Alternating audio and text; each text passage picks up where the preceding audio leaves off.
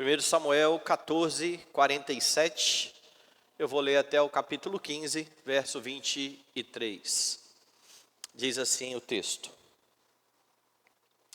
Tendo Saul assumido o reinado de Israel, pelejou contra todos os seus inimigos em redor, contra Moabe, os filhos de Amon e Edom, contra os reis de Zobá e os filisteus, e para onde quer que se voltava, era vitorioso.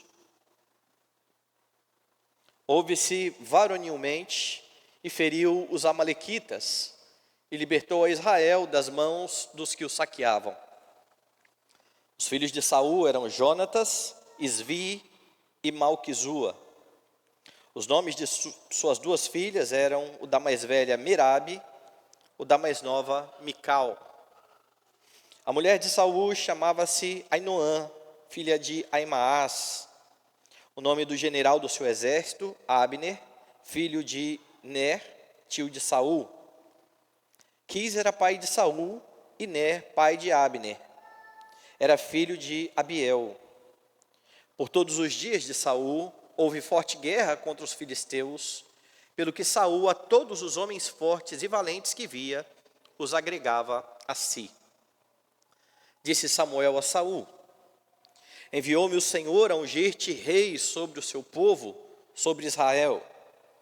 Atenta, pois, agora às palavras do Senhor. Assim diz o Senhor dos exércitos: Castigarei Amaleque pelo que fez a Israel, ter se oposto a Israel no caminho, quando este subia do Egito. Vai, pois, agora e fere a Amaleque e destrói totalmente a tudo o que tiver, e nada lhe poupes. Porém matarás homem e mulher, meninos e crianças de peito, bois e ovelhas, camelos e jumentos. Saul convocou o povo e os contou em Telaim, 200.000 homens de pé e 10.000 homens de Judá. Chegando, pois, Saul à cidade de Amaleque, pôs emboscadas no vale, e disse aos queneus: Ide-vos, retirai-vos e saí do meio dos amalequitas, para que eu vos não destrua juntamente com eles. Porque usastes de misericórdia para com todos os filhos de Israel, quando subiram do Egito. Assim os queneus se retiraram do meio dos amalequitas. Então feriu Saul os amalequitas, desde Avilá, até chegar a Sur, que está defronte do Egito. Tomou vivo a Agag, rei dos amalequitas, porém a todo o povo destruiu a fio da espada. E Saul e o povo pouparam Agag, e o melhor das ovelhas e dos bois, e os animais gordos, e os cordeiros, e o melhor que havia. E não os quiseram destruir totalmente, porém toda coisa vil e desprezível destruíram. Então veio a palavra do Senhor a Samuel, dizendo: Arrependo-me de haver constituído Saul rei, porquanto deixou de me seguir e não executou as minhas palavras. Então Samuel se contristou toda a noite e clamou ao Senhor. Madrugou Samuel para encontrar a Saul pela manhã, e anunciou-se àquele. Já chegou Saul ao Carmelo, e eis que levantou para si um monumento, e dando volta, passou e desceu a Gilgal. Veio, pois, Samuel a Saul, e este lhe disse: Bendito sejas tu do Senhor. Executei as palavras do Senhor. Então disse Samuel: Que balido, pois, de ovelhas é este, que nos meus ouvidos, e o mugido de bois que ouço? Respondeu Saul: De Amaleque os trouxeram, porque o povo poupou o melhor das ovelhas e dos bois, para o sacrificar ao Senhor teu Deus. O resto, porém, destruímos completamente. Então disse Samuel a Saul: Espera, e te declararei o que o Senhor me disse esta noite. Respondeu-lhe Saul: Fala. Prosseguiu Samuel: Porventura, sendo tu pequeno aos teus olhos, não foste por cabeça das tribos de Israel, e não te ungiu o Senhor rei sobre ele? Enviou-te o Senhor a este caminho e disse: vai e destrói totalmente esses pecadores, os amalequitas, e peleja contra eles até exterminá-los? Por que, pois, não atentaste à voz do Senhor, mas te lançaste ao despojo, e fizeste o que era mal aos olhos do Senhor? Então disse Saul a Samuel: pelo contrário, dei ouvidos à voz do Senhor e segui o caminho pelo qual o Senhor me enviou, e trouxe a Agag, rei de Amaleque, e os amalequitas os destruí totalmente. Mas o povo tomou do despojo ovelhas e bois, o melhor do designado à destruição, para oferecer ao Senhor teu Deus em Gilgal. Porém Samuel disse: tem porventura o Senhor tanto prazer em holocaustos e sacrifícios, quanto em que se obedeça a sua palavra? Eis que o obedecer é melhor que o sacrificar, e o atender melhor que a gordura de carneiros. Porque a rebelião é como o pecado de feitiçaria, e a obstinação é como a idolatria e culto a ídolos do lar. Visto que rejeitaste a palavra do Senhor, ele também te rejeitou a ti, para que não sejas rei. Vamos orar. Amado Senhor, bendito Deus, queremos exaltar mais uma vez a tua majestade. Queremos agradecer mais uma vez o privilégio, Senhor, de nos reunir em teu nome, de prestar culto ao Senhor, na certeza de que o Senhor ouve as nossas súplicas, aceita a nossa adoração e se agrada em falar conosco por meio da palavra. Que seja assim, Pai, neste momento, que o teu Espírito nos faça compreender o texto sagrado e aplique em nós a tua palavra para a tua própria glória, em nome de Jesus, amém. Meus irmãos, a desobediência a Deus é algo terrível e ela leva muitos à ruína. A despeito disso, muitos cristãos não levam a sério aquilo que Deus tem estabelecido na sua palavra. Isso não é novidade. Dentro do povo de Deus sempre houve aqueles que, em vez de dar ouvidos à voz do Senhor, decidiram fazer as coisas por sua própria conta. Os versos 1 a 9 do capítulo 15 vão narrar a ordem do Senhor para a destruição completa de um povo, para a destruição completa dos amalequitas. Isso está acontecendo porque é fruto do juízo de Deus. E para entender o que está ocorrendo aqui, você precisa voltar os seus olhos para o livro de Êxodo, capítulo de número 17. Em Êxodo, Deus tira o povo do Egito e agora está levando o povo para uma nova terra, uma terra que mana leite e mel. E no capítulo 17, a partir do verso 8, mostra que esta nação, este povo de Amaleque, está pelejando contra os israelitas.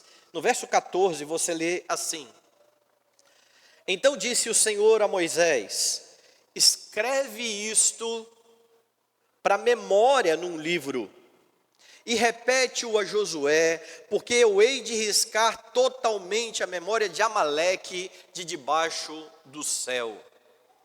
Deus retira o seu povo da escravidão. Quando este povo está fugindo para a nova terra, Amaleque se coloca contra o povo de Israel. Deus faz um juramento. Deus diz que exterminaria completamente esse povo. Vá agora ao livro de Deuteronômio. Deuteronômio, capítulo de número 25. E veja comigo os versos 17 a 19. Agora Moisés está recordando ao povo a lei do Senhor. E então no seu discurso ele diz: lembra-te do que te fez Amaleque no caminho, quando saías do Egito. Como te veio ao encontro no caminho e te atacou na retaguarda. Todos os desfalecidos que iam após ti, quando estavas abatido e afadigado, e não temeu a Deus. E aqui você tem um detalhe: Amaleque não só se colocou contra Israel, mas os atacou na retaguarda. Na retaguarda ficavam mulheres e crianças. O exército ia à frente. Lá atrás iam mulheres e crianças. Foi isso que Amaleque fez diante de Israel. E então verso 19 diz: quando, pois, o Senhor teu Deus te houver dado o sossego de todos os teus inimigos em redor, na terra que o Senhor teu Deus te dá por herança, para possuíres, apagarás a memória de Amaleque de debaixo do céu. Não te esqueças. Deus deu ordens muito claras, muito categóricas. E agora, aquele povo que saiu do Egito se estabelece numa terra. Agora este povo tem um rei. Chegar a hora de efetuar o que Deus prometeu. E o responsável por fazer isso era o ungido do Senhor, era o rei de Israel. Entretanto, o rei não obedece totalmente ao Senhor. Se você der uma olhada do versículo 1 até o versículo 9, você tem no verso 3, Deus dizendo: vai, pois, e fere Amaleque, e destrói totalmente a tudo que tiver. No verso 4, Saul convocou o povo e os contou em Telaim. Verso 5, ele chega à cidade de Amaleque e começa então a guerra. E então no versículo 7, feriu Saul os amalequitas desde Avilá até chegar a Sul, que está de frente do Egito. Tomou vivo a Agag, rei dos amalequitas, porém a todo o povo destruiu a fio da espada. E Saul e o povo pouparam Agag e o melhor das ovelhas. Repare como o narrador está descrevendo a história. Saul destruiu Amaleque, Saul deixou vivo Agag, Saul e todo o povo pouparam o melhor das ovelhas e bois. Mais uma vez, Saul está fazendo as coisas à sua maneira. Mais uma vez, Saul está efetuando a sua própria vontade, o seu querer. É interessante porque alguns se espantam aqui com a ordenança de Deus. Como é que pode Deus mandar destruir um povo inteiro? Como é que Deus pode destruir, inclusive, crianças de peito? Isso de fato salta aos nossos olhos, mas é bom que você lembre que este juízo sobre os amalequitas que se opuseram a Israel aponta para aquele grande juízo que acontecerá na vinda do Senhor Jesus Cristo. O que aconteceu com Amaleque é somente uma amostra daquilo que será efetuado pelo Senhor Jesus Cristo, o ungido do Senhor, diante de todos aqueles que não se dobraram diante dele, ou contra todos aqueles que não se dobraram diante dele. Jesus não será como Saul. Jesus não poupará nada.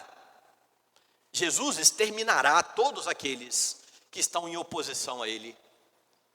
Se você se espanta com o que Deus fez com Amaleque, talvez, se você ler um pouquinho melhor a sua Bíblia, você vai começar a se espantar com aquilo que acontecerá no juízo. E se este é o caso, talvez você precise corrigir um pouco a sua maneira de olhar para o juízo de Deus que provém da sua santidade. Saul, o ungido que está desobedecendo a Deus, está apontando para aquele que é um ungido perfeito, que executará toda a ordem do Senhor. O juízo divino, meus irmãos, é inevitável. Entretanto, até que esse dia chegue, a igreja não é chamada para fazer guerra santa.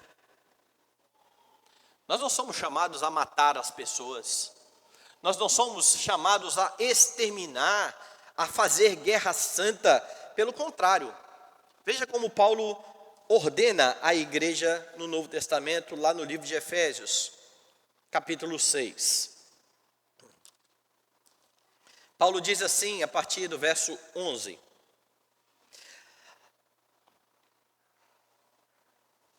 Efésios, capítulo 6, veja o verso de número 11. Revesti-vos de toda a armadura de Deus. E aqui Paulo está conclamando para uma guerra. Coloque a sua armadura, revista-se da sua armadura. A igreja faz parte de um grande exército, o exército do Senhor. Mas veja o restante: para poderdes ficar firmes contra as ciladas do diabo, porque a nossa luta não é contra a carne e nem sangue, e sim contra os principados e potestades, contra os dominadores deste mundo tenebroso, contra as forças espirituais do mal nas regiões celestes. A igreja faz a sua guerra proclamando o santo evangelho, a fim de que inimigos de Deus se rendam a Ele. No dia final, neste dia sim, o Senhor exterminará os seus inimigos. Mas voltando a Saul, como eu disse, ele está mais uma vez fazendo as coisas da sua maneira, mais uma vez ele está em franca obediência. A história de Saul ensina o que acontece quando você não obedece ao Senhor. O que ocorre quando você não obedece ao Senhor? Quando você não obedece ao Senhor, de nada importam as suas obras. E o texto está estruturado de uma forma bastante interessante, porque se você olhar, são 3 sessões esse texto que eu li. Eu comecei a ler no verso 47 do capítulo 14, fui até o verso 23 do capítulo 15. Do verso 47 até o verso 52, você tem uma espécie de resumo da vida de Saul.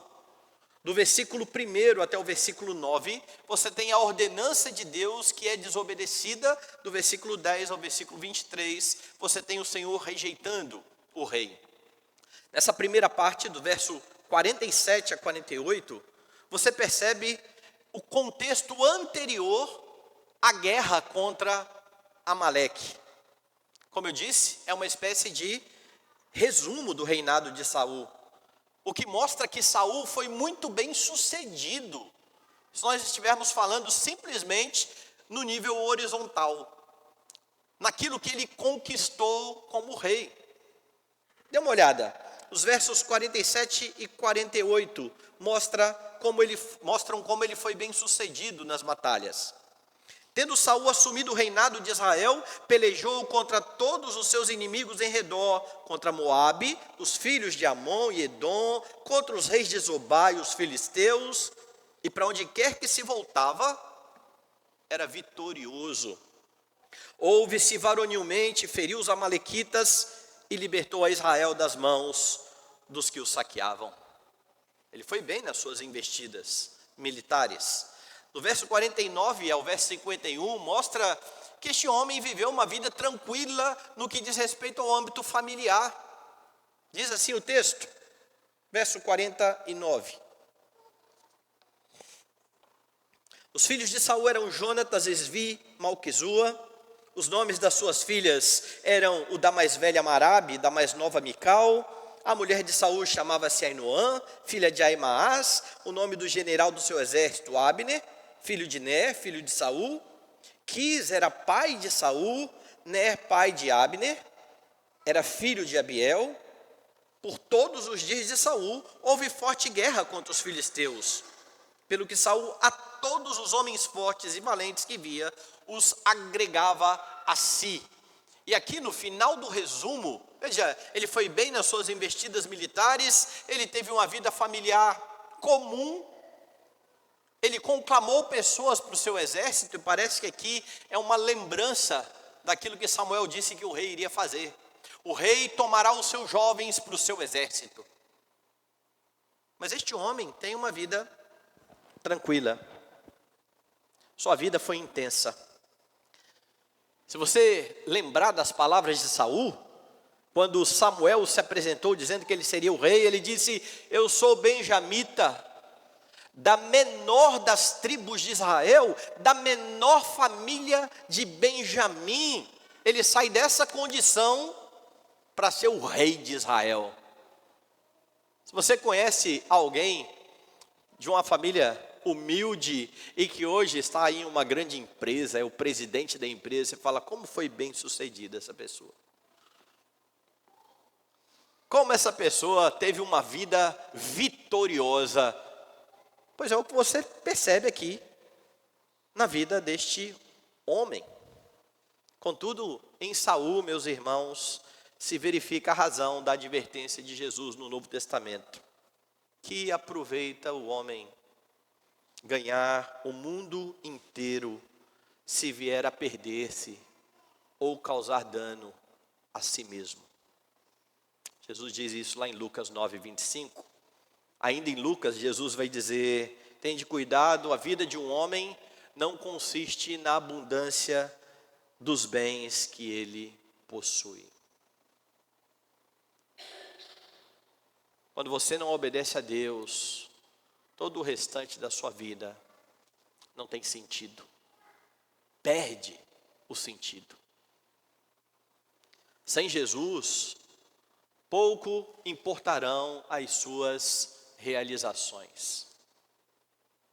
Sem Jesus, pouco importa se ninguém vai lembrar de você, ou se você vai ser lembrado por décadas.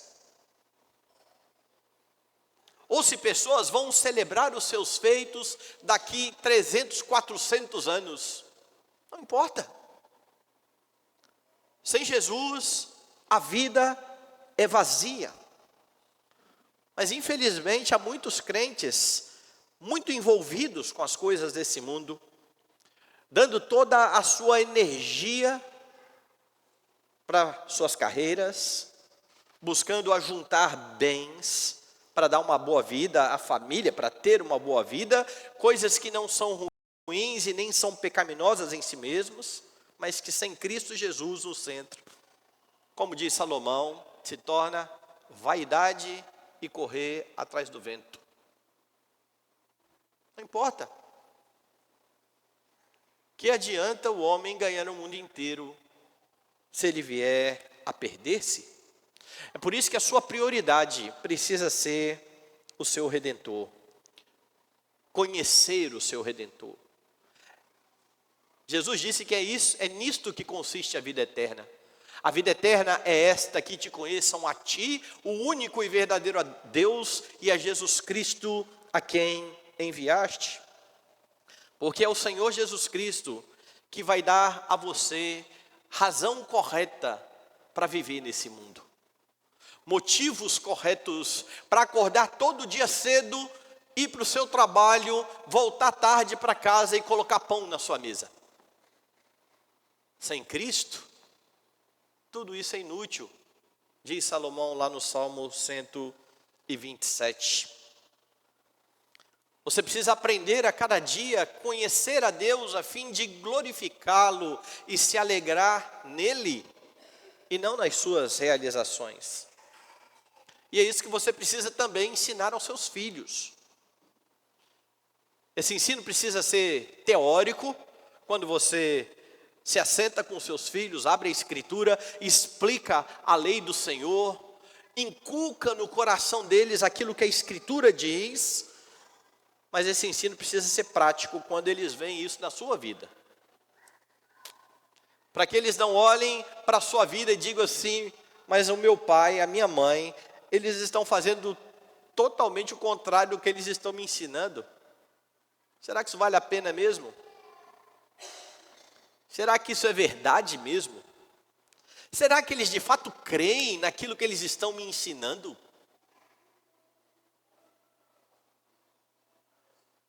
É responsabilidade dos pais levar os filhos a viver de forma piedosa, porque vivendo de outra forma, o ensino não passará de farisaísmo. Você mostra que está em Cristo quando você dá ouvidos à voz do Senhor que ecoa na palavra. Quando você abre a Bíblia nas suas devocionais, quando você ensina os seus filhos no culto doméstico, quando você não negligencia o dia do Senhor e os dias de ensino da igreja. Porque de nada adianta falar que a fé é importante se os filhos não virem você se esforçando para crescer em piedade diante do Senhor. Meus irmãos, sem obediência a Deus, de nada importam as suas obras, mas a mais, sem obediência a Deus, de nada importa que outros intercedam por você. Veja que interessante, os versos 10 até o verso 11a vão relatar como foi que o Senhor viu a ação de Saul. Dê uma olhada, verso 10. Então veio a palavra do Senhor a Samuel dizendo: arrependo-me de haver constituído Saul rei, porquanto deixou de me seguir e não executou as minhas palavras. A dificuldade para muitos aqui está exatamente na expressão que aparece aqui na sua Bíblia. Deus se arrependeu de ter constituído Saul. E antes de avançar, é preciso que você compreenda a linguagem bíblica. A linguagem bíblica aqui é uma acomodação, a fim de que o povo compreenda o que está sendo sentido pelo Senhor. A tristeza que o Senhor está expressando por aquilo que está acontecendo. Deus não está sendo pego de surpresa. Deus não investiu em Saul achando que ele ia ser muito bem sucedido e agora está frustrado. Foi Deus quem levantou Saul a fim de punir Israel. Deus já anunciou que rejeitou a Saul e vai escolher para si um homem segundo o seu coração. Quando você entende a palavra arrependimento aqui da forma comum, como o nosso arrependimento, você começa a ter problemas na interpretação bíblica, porque arrependimento pressupõe erro ou um repensar de planos. Eu errei, eu vou fazer diferente. Ou eu tenho uma forma melhor de fazer. Eu já tinha estabelecido algo, mas eu pensei numa maneira melhor. De ambas as formas, você vai colocar o ser de Deus numa situação diferente daquela que a Escritura diz. Deus é perfeito, imutável em seu ser. Curiosamente, o verso 35 vai repetir a expressão, dê uma olhada lá. Nunca mais viu Samuel a Saul até o dia da sua morte, porém tinha pena de Saul, o Senhor se arrependeu de ter constituído a Saul. Mas para não ficar nenhuma dúvida de que o arrependimento aqui de Deus descrito não é como o arrependimento humano, você tem uma expressão muito clara do profeta no verso 29, dê uma olhada. Também a glória de Israel não mente, nem se arrepende, porquanto não é homem para que se arrependa. No meio destas duas declarações, Samuel está bem convicto. As coisas não saíram do controle de Deus. Deus não se arrepende, Deus não é como homem. Então, quando a Bíblia diz que Deus se arrependeu de ter constituído Saul, é simplesmente para que os leitores compreendam a tristeza do Senhor pelo pecado que está sendo cometido, pois Deus faz tudo em acordo com o seu plano. E depois então, desta forma que a Bíblia apresenta Deus, mostrando o ministério, ou mostrando o que Saul fez, o verso 11, finalzinho, diz assim: então Samuel se contristou e toda noite clamou ao Senhor. Deus diz: olha, eu me arrependo de ter constituído Saul rei. Samuel vai interceder em favor de Saul. Quem está orando por Saul é Samuel. Mais à frente, o narrador faz uma afirmação que explica aqui esta oração de Samuel por Saul. Porque a despeito do Senhor ter rejeitado a Saul, diz assim o verso 35: nunca mais viu Samuel a Saul até o dia da sua morte, porém tinha pena de Saul. Samuel olhava para Saul e tinha pena dele. Isso levou a clamar, a orar por Saul. Entretanto, o próprio Samuel em breve irá constatar a desobediência do rei. Samuel está orando, está clamando por Saul, mas se você não obedece a Deus, pouco importa quem está orando por você. E isso é interessante, porque há pessoas que levam a vida confiando naqueles que estão orando por elas. Bom, eu não vou muito na igreja não, mas eu tenho uma mãe de oração. Eu sei que a minha mãe ora por mim, e daí? E você acha que levando uma vida em desobediência a Deus, Deus vai abençoar você por causa da piedade da sua mãe? Mas tem muita gente que acha que as coisas funcionam desta forma. Acham que serão abençoados porque o seu pai, sua mãe, a igreja intercede por eles diante do Senhor. É claro que orar por outros é ordenado pela Escritura. Nós precisamos orar pelas pessoas que estão longe do Senhor. Entretanto, se aqueles por quem você ora se mantiverem longe de Deus, andando em seus próprios caminhos, não se rendendo ao Senhor Jesus Cristo, isso não fará nenhum efeito na vida dessas pessoas. Agora, não é interessante? Você tem algumas pessoas afastadas da igreja, em franca desobediência ao Senhor, e na hora que as coisas começam a apertar, eles lembram assim: olha, lembra lá de orar por mim? Pessoas que um dia estiveram no meio do povo de Deus. Eles entendem errado. Eles acham que Deus os abençoará por causa da intercessão de outros, a despeito da sua má conduta. Eu fui convidado uma vez para fazer um casamento, e a pessoa que me chamou para fazer o casamento estava afastada da igreja. Então eu sentei com a pessoa, e ele falou assim: está sabendo que eu vou casar? Eu falei: estou sabendo. Eu queria que você fizesse meu casamento. Eu falei assim: por que você quer que eu faça o seu casamento? Eu falei assim: por causa da bênção de Deus. E a minha resposta à pessoa foi a seguinte: e você acha que vivendo como você está vivendo, longe de Deus, afastado da igreja, Deus vai abençoar o seu casamento, porque eu vou orar no casamento? Sei que não trata de voltar para o Senhor não, para ver se vai haver bênção. Mas é uma concepção totalmente errada, parece que é uma coisa mágica. O pastor abençoou, vai dar tudo certo. Não, você precisa dar ouvidos à voz do Senhor. Samuel está intercedendo por Saul. Mas Saul anda pelos seus caminhos. Saul faz aquilo que ele bem entende. Saul anda de acordo com o que manda o seu coração. Você não será abençoado por causa da intercessão de outro. Isso só funciona no caso de uma pessoa. Só há uma pessoa que intercede por você e a despeito de você é ouvido. E essa pessoa é o Senhor Jesus Cristo. Quando Cristo intercede por você, Deus ouve a Cristo a despeito de você.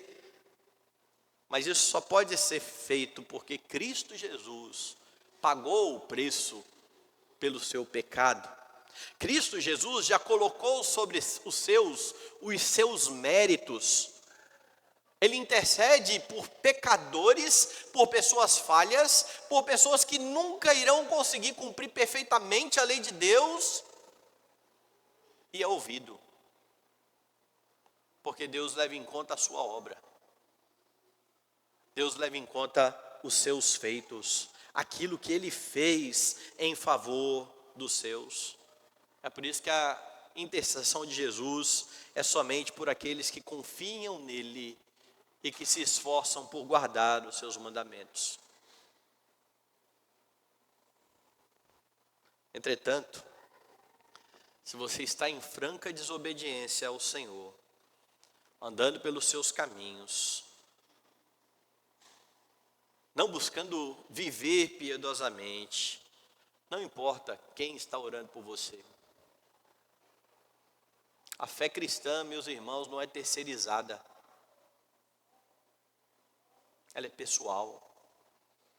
É você que diante de Deus busca conhecer o seu Senhor e no poder do Espírito Santo busca obedecer a sua voz. Quando você desobedece a Deus, de nada importa quem está orando por você. Por último, quando você desobedece a Deus, de nada importam as suas pretensas devoções. Samuel constata que Saul está longe do Senhor. Dê uma olhada no verso 12. Diz assim o texto: madrugou Samuel para encontrar a Saul pela manhã, e anunciou-se àquele. Já chegou Saul ao Carmelo, e eis que levantou para si um monumento, e dando volta, passou a descer a Gilgal. Pense agora no contraste. O líder do povo antes de Saul era Samuel. Samuel esteve à frente do povo quando o povo pelejou contra os filisteus. E quando o povo ganhou aquela batalha, Samuel erigiu um altar. E aquele altar ele deu o nome de Ebenezer. Até aqui nos ajudou o Senhor. Agora Israel tem um rei. Um rei como o das outras nações. Um rei que vai à sua frente nas batalhas. O rei ganha a guerra. E o que o rei faz? Um altar para si. Um monumento para si. Em louvor a Saul. Em louvor às conquistas de Saul. Ele é de fato um rei como o das outras nações. Saul não tributa a glória a Deus. Saul erige um altar para si mesmo. A falta de louvor e gratidão a Deus naquilo que você realiza é um grande indício de que o seu coração está longe do Senhor. Quando você é capaz de realizar grandes feitos no seu trabalho, em qualquer área que seja, e não há nenhuma menção ao Senhor, não há um coração contrito e grato por aquilo que Deus tem feito na sua vida, o reconhecimento de que é Ele quem opera em você, o querer, o realizar conforme a sua boa vontade. Quando não há glória a Deus, cuide do seu coração. Esse é um grande indício de que você pode estar longe do Senhor. Vigie o seu coração.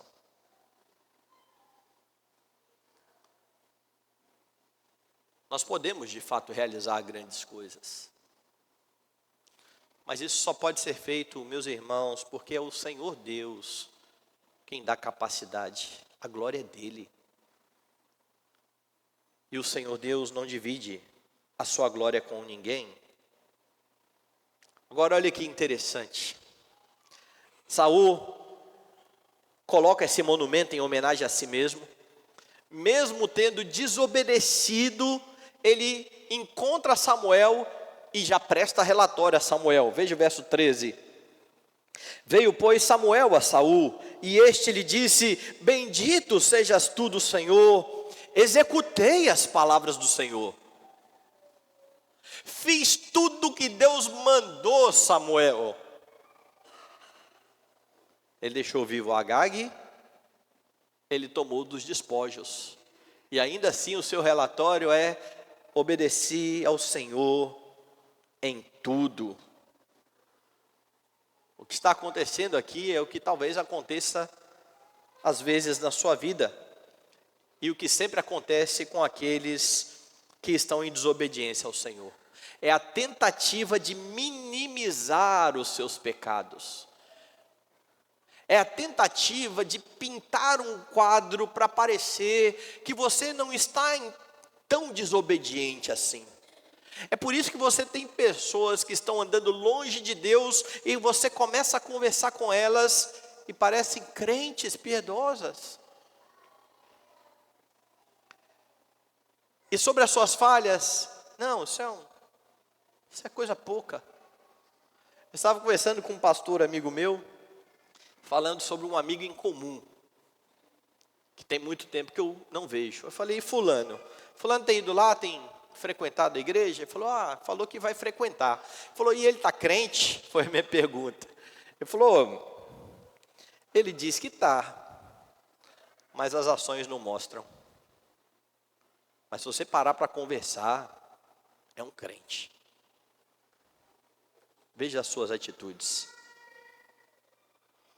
Você tem um desobediente aqui que quando encontra o sacerdote, dá um relatório e diz, olha, fiz tudo que Deus mandou. Cuide para não agir dessa forma. Samuel então irá questionar Saul, verso 14. Então disse Samuel, que balido, pois, de ovelhas é este nos meus ouvidos e o mugido de bois que eu ouço? E a sabedoria de Samuel aqui é digna de ser imitada, né? Porque Samuel já sabe, Deus já tinha dito. Mas ele não chega lá dizendo assim, deixa de ser mentiroso, Saul. Eu sei que você fez tudo errado. Ele ouve, olha, fiz tudo que o Senhor mandou. A pergunta, ela é sutil.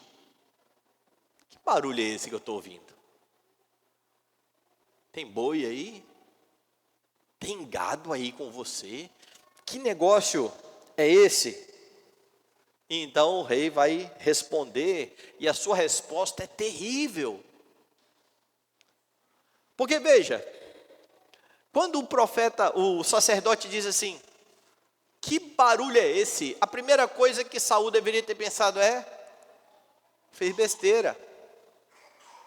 Vou ter que dizer que eu não matei tudo.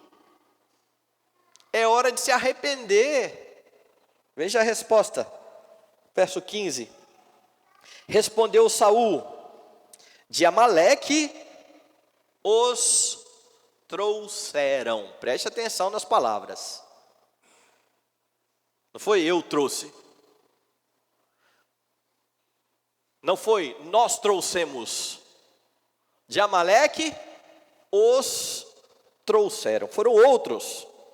Porque o povo poupou o melhor das ovelhas e dos bois para sacrificar ao Senhor teu Deus. O resto, porém, destruímos totalmente.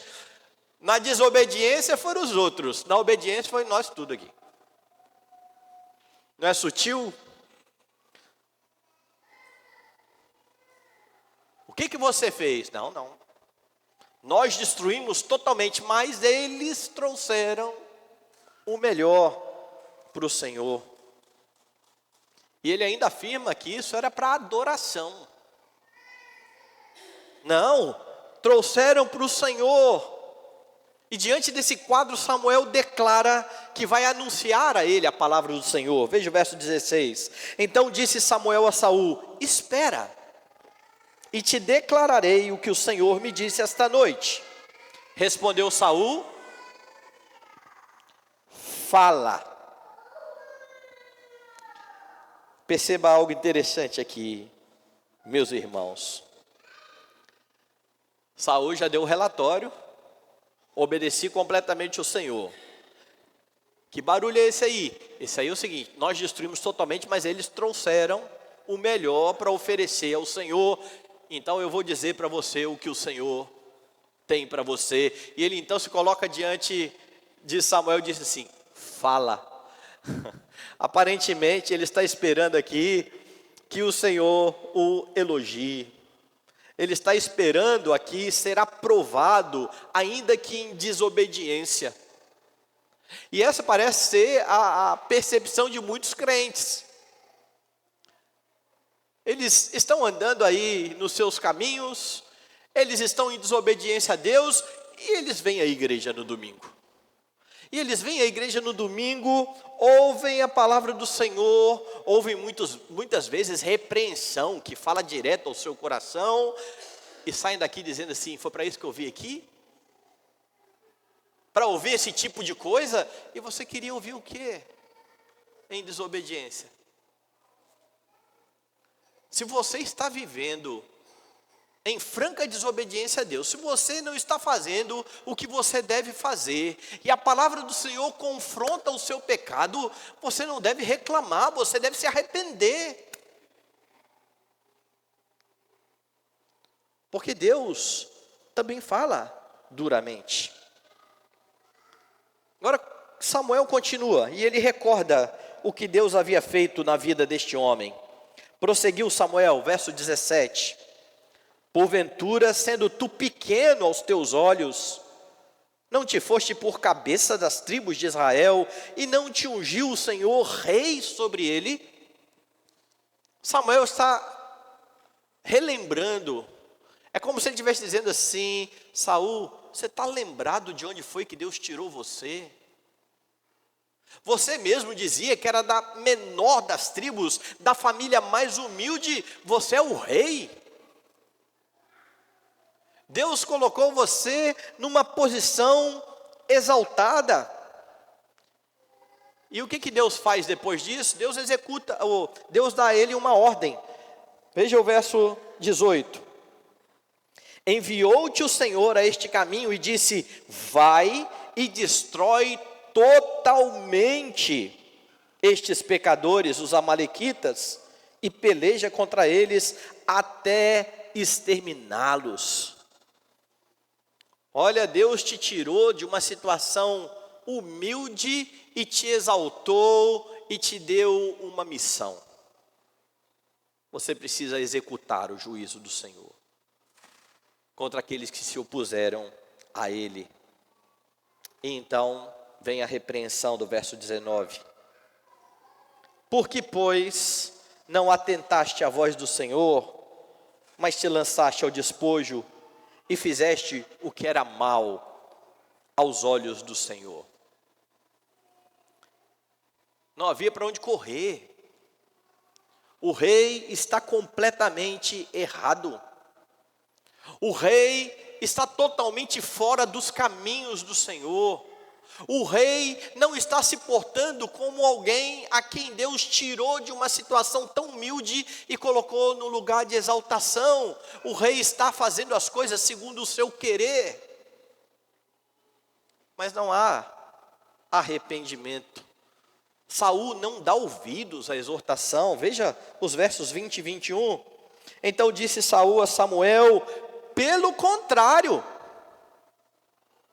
dei ouvidos à voz do Senhor e segui o caminho pelo qual o Senhor me enviou, e trouxe a Agag, rei de Amaleque, e os amalequitas os destruí totalmente.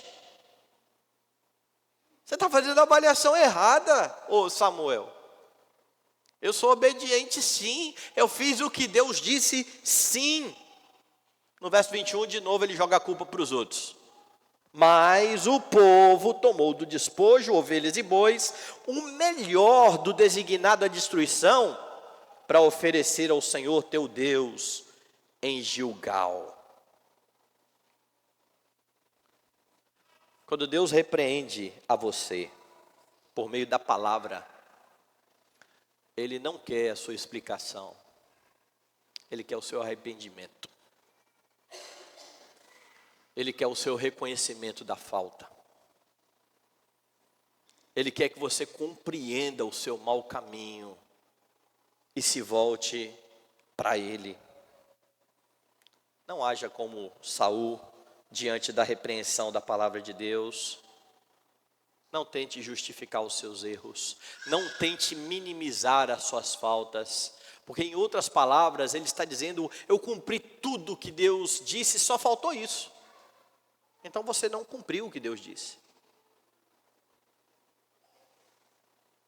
Ele está dizendo aqui: olha, mas pelo menos eu fiz a maioria do que Deus disse.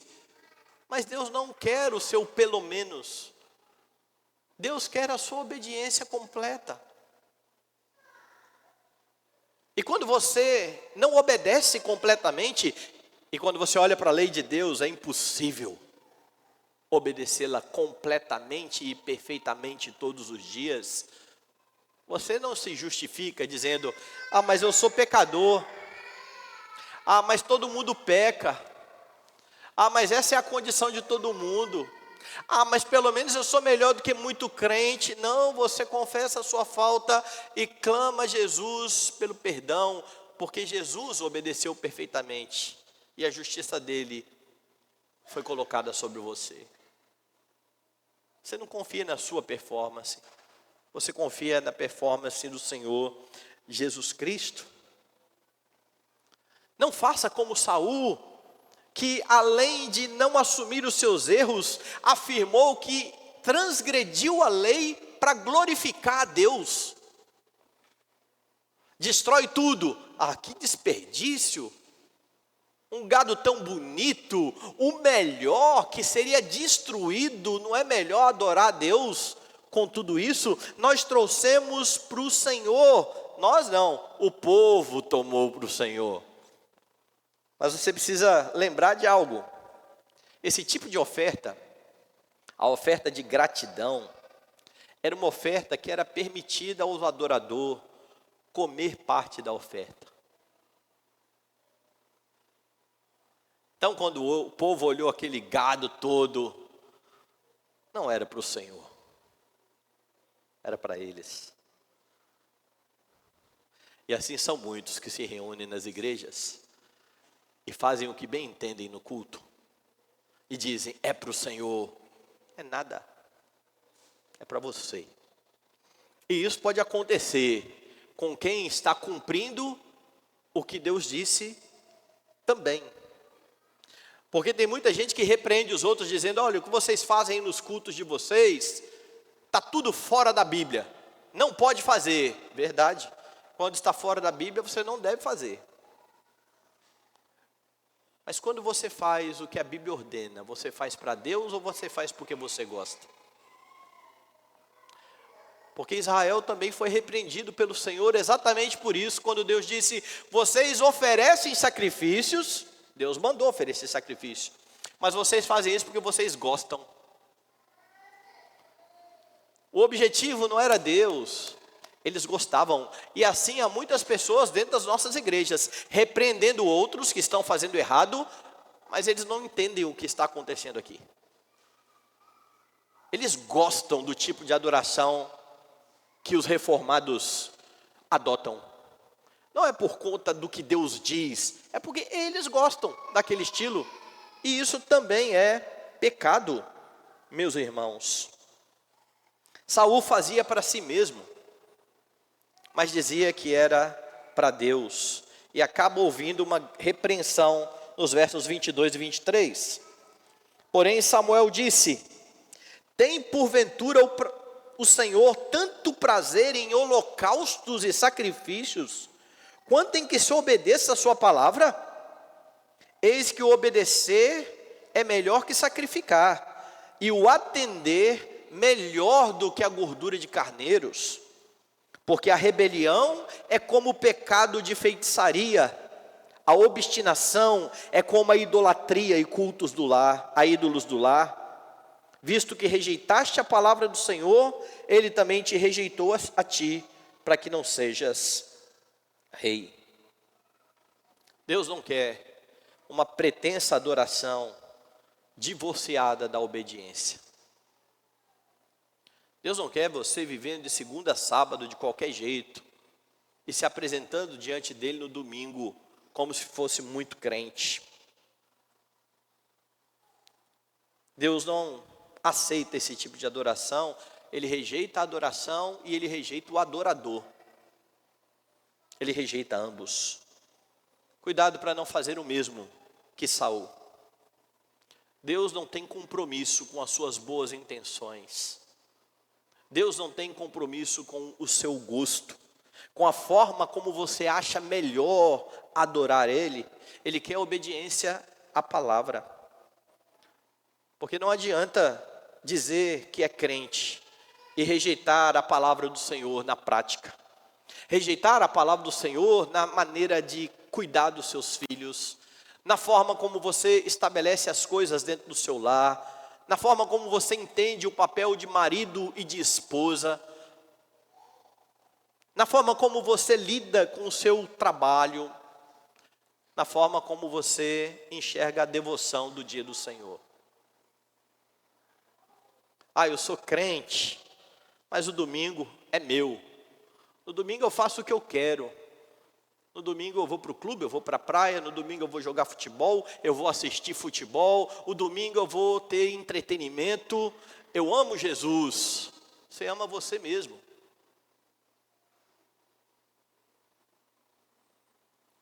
Porque a despeito do que sai dos seus lábios, a prática aponta para o contrário. E aqui eu não estou falando daqueles que pecam no dia do Senhor, porque isso todo mundo peca. Eu estou falando daqueles que não se importam em fazer essas coisas. Daqueles que não repensam quando cometem pecados. E que acham que é assim mesmo. É desta forma mesmo. Ou daqueles que querem estabelecer no culto, um culto segundo o seu gosto e o seu querer. Essa semana passada circulou um vídeo de uma autoridade presbiteriana dizendo que a Igreja Presbiteriana do Brasil não adota o princípio regulador do culto. E eu quero crer que é só ignorância a respeito do que é o princípio regulador do culto. Porque o princípio regulador do culto está expresso na Confissão de Fé de Westminster. Ele é simples. O princípio regulador do culto diz que quando Deus ordena você fazer algo, você faz. Quando Deus proíbe você de fazer algo, você não faz. E quando a palavra de Deus não diz nada, você não inventa moda. Ou resumindo, o princípio regulador do culto diz que o culto é prescrito. É Deus que diz como deve ser o culto. Mas parece que houve lá uma confusão a respeito do que é o princípio regulador do culto e confundiu-se com um documento histórico chamado de Diretório de Culto de Westminster, que foi produzido pela Assembleia de Westminster, mas que não é adotado pela IPB como um documento oficial. Confundiu-se isso, e isso é terrível. Uma autoridade presbiteriana confundir essas coisas ou não saber o que são estas coisas. E então foi dito, nós não temos princípio regulador do culto, nós temos princípios de liturgia. Se você ler os princípios de liturgia que estão na nossa Constituição, eles estão em acordo com o princípio regulador do culto. Eles não são contrários. O culto presbiteriano não é livre, como as pessoas dizem. O culto é ordenado. E presbiterianos que fazem o culto de qualquer forma, dizendo que nós somos livres para fazer o que nós queremos, não estão compreendendo corretamente a Escritura e não estão adorando a Deus como Ele requer. Na confissão de fé, as palavras são bem enfáticas. Deus não pode ser adorado segundo as invenções dos homens. Deus não pode ser adorado segundo as sugestões de Satanás. Deus é adorado como Ele estabelece em sua palavra. E é assim que nós precisamos compreender. Alguns dizem assim, mas essas regras engessam, não deixam a gente livre. Eu ouvi uma vez de um amigo uma frase que eu gostei muito. Ele disse que um trem só é livre no trilho. Tire o trem do trilho e diga assim, você está livre, pode ir para onde você quiser. O trem não anda. Coloque-o no trilho. Ele está livre. Meus irmãos, nós não adoramos a Deus como nós queremos, como nós imaginamos. Nós nos dobramos àquilo que a Escritura ordena. De nada adianta uma suposta devoção sem obediência, segundo o seu próprio coração, porque Deus não tem compromisso com os seus gostos. Deus tem compromisso com aquilo que Ele estabelece na Escritura, mas quando você não obedece ao Senhor, de nada importam as suas obras, de nada importa que intercedam por você, de nada importa a sua pretensa devoção. Saul foi rejeitado pelo Senhor por conta da sua desobediência.